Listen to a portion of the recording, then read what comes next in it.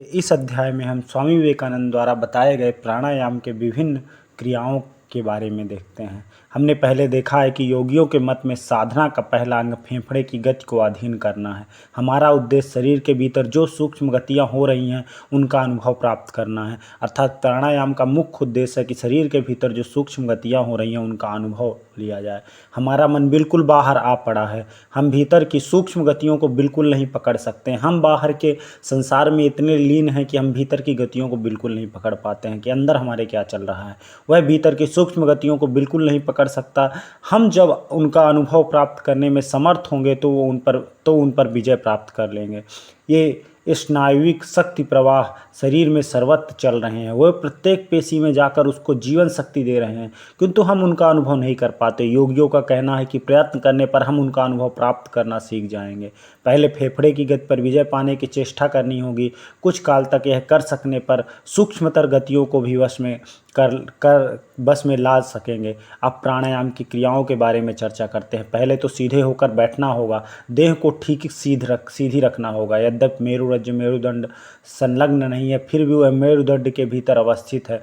टेढ़ा होकर बैठने से वह अस्त व्यस्त हो जाती है। तो देखना होगा कि स्वच्छंद भाव से टेढ़े बैठकर ध्यान करने की चेष्टा करने से अपनी ही हानि होती है। शरीर के 3 भाग वक्ष, ग्रीवा और मस्तिष्क सदा एक रेखा में ठीक सीधे रखने होंगे। देखोगे तो बहुत थोड़े अभ्यास से वह श्वास प्रश्वास की नाई सहज हो जाएगा।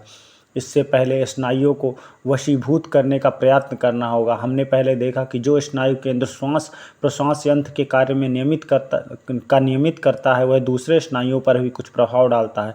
इसलिए सांस लेना और सांस छोड़ना तालबद्ध रूप से करना आवश्यक है। हम साधारणतः जिस प्रकार सांस लेते हैं और छोड़ते हैं वह श्वास प्रश्वास के नाम के योग्य नहीं है, वह बहुत अनियमित है। फिर भी स्त्री पुरुष के श्वास प्रश्वासों में कुछ स्वाभाविक भेद है। प्राणायाम साधना की पहली क्रिया है। भीतर निर्दिष्ट परिणाम में सांस लो और बाहर निर्दिष्ट परिणाम से सांस छोड़ो। इस प्रकार करने से देह यंत्र का असमंजस भाव दूर हो जाए। कुछ दिन तक यह अभ्यास करने के बाद सांस खींचने और छोड़ने के समय ओंकार अथवा अन्य किसी पवित्र शब्द का मन ही मन उच्चारण करने से अच्छा होगा। भारत में प्राणायाम करते समय हम लोग श्वास के ग्रहण और त्याग की संख्या ठहराने के लिए 1 2 3 4 इस क्रम से गिनते हुए कुछ सांकेतिक शब्दों का व्यवहार करते हैं। इसलिए मैं तुम लोगों से प्राणायाम के समय ओंकार अथवा अन्य किसी पवित्र शब्द का व्यवहार करने के लिए कह रहा हूँ। चिंतन करना कि वह शब्द श्वास के साथ साथ तालबद्ध रूप का होकर जा रहा और भीतर आ रहा है। ऐसा करने पर देखोगे कि सारा शरीर क्रमशः मानो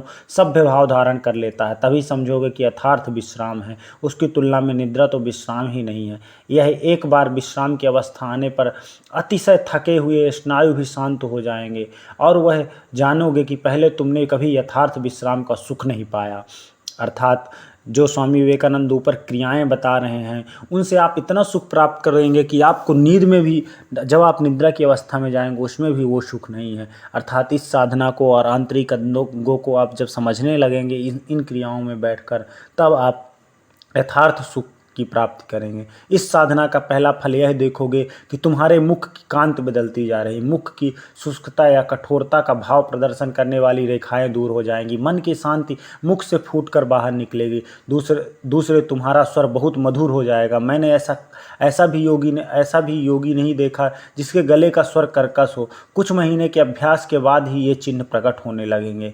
इससे पहले प्राणायाम का कुछ दिन अभ्यास करने के बाद प्राणायाम की एक दूसरी ऊंची साधना ग्रहण करनी होगी। वह यह है ईड़ा, अर्थात बाईं नासिका द्वारा फेफड़े को धीरे धीरे वायु से पूरा करो। उसके साथ स्नायु प्रवाह में मन का संयम करो। सोचो कि तुम स्नायु प्रवाह में मेरुरज्जा के नीचे भेजकर कुंडलिनी शांति शक्ति के आधारभूत मूलाधार स्थित त्रिकोणकृति पद्म पर बड़े जोर से आघात कर रहे हो। इसके बाद इस स्नायु के कुछ क्षण के लिए उसी जगह धारण किए रहो।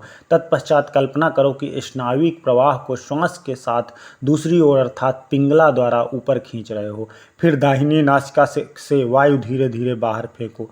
इसका अभ्यास तुम्हारे लिए कुछ कठिन ज्ञात होता है। सहज उपाय है, अंगूठे से दाहिनी नाक बंद करके बाईं नाक से धीरे धीरे वायु भरो। फिर अंगूठे से तर्जनी से दोनों नथुने बंद कर लो और फिर सोचो कि मानो तुम स्नायु प्रवाह को नीचे भेज रहे हो और तुम सुषुम्ना के मूल देश में आघात कर रहे हो। इसके बाद अंगूठा हटाकर दाहिनी नाक द्वारा वायु बाहर निकालो। फिर बाईं नासिका तर्जनी से बंद करके दाहिनी नाक से धीरे धीरे वायु पूरण करो और पहले की तरह दोनों नासिका छिद्रों को बंद कर लो। हिंदुओं के समान प्राणायाम का अभ्यास करना इस देश अर्थात अमेरिका के लिए कह रहे हैं के लिए कठिन होगा, क्योंकि हिंदू बाल्यकाल से ही इसका अभ्यास करते हैं। उनके फेफड़े इतने अभ्यस्त हैं कि यहाँ 4 सेकंड के आरंभ से करके धीरे धीरे बढ़ाने पर अच्छा होगा।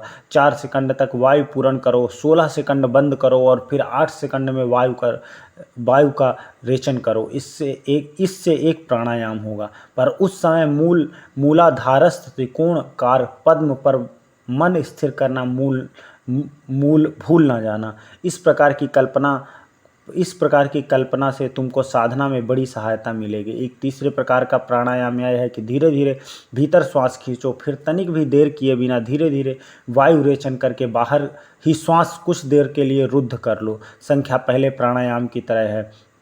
पूर्वोत्तर में प्राणायाम और इसमें भेद इतना है कि पहले प्राणायाम में सांस भीतर रोकनी पड़ती थी और यहाँ बाहर। यह प्राणायाम पहले सीधा है। जिस प्राणायाम में सांस भीतर रोकनी पड़ती है उसका अधिक अभ्यास अच्छा नहीं है। उसका सवेरे 4 बार और शाम में 4 बार अभ्यास करो। बाद में धीरे धीरे समय और संख्या बढ़ा सकते हो। तुम क्रमशः देखोगे कि तुम बहुत सहज ही यह कर रहे हो। इससे तुम्हें बहुत आनंद मिल रहा है। अतएव जब देखो कि तुम यह बहुत सहज ही कर रहे हो तब बड़ी सावधानी और सतर्कता से संख्या 4 से 6 बढ़ा सकते हो। अनियमित रूप से साधना करने पर तुम्हारा अनिष्ट हो सकता है।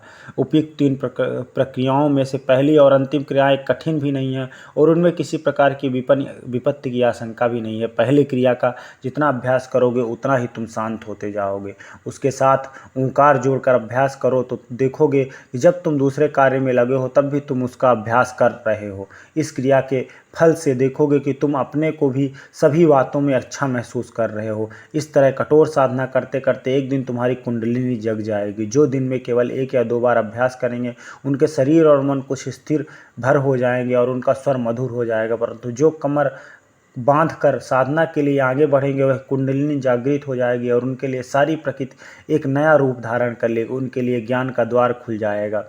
तब फिर ग्रंथों में तुम्हें ज्ञान की खोज ना करनी होगी। तुम्हारा मन भी तुम्हारे निकट अनंत ज्ञान विशिष्ट पुस्तक का काम करेगा। अर्थात स्वामी विवेकानंद द्वारा बताए गए प्राणायाम को करने पर हमारी जो अंदर की कुंडलिनी है, ज्ञान का द्वार है, वो खुल जाएगा और हमें तरह तरह के ज्ञान के लिए इधर उधर नहीं भटकना पड़ेगा। हमें प्रकृति का नया रूप देखने को मिलेगा।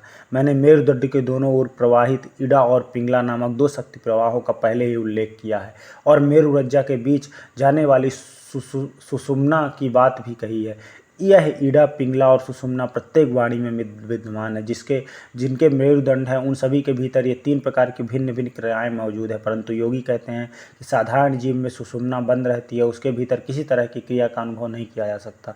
किंतु इड़ा और पिंगला नाड़ियों का कार्य अर्थात शरीर के विभिन्न भागों में शक्ति प्रवाह करना सभी प्राणियों में होता है।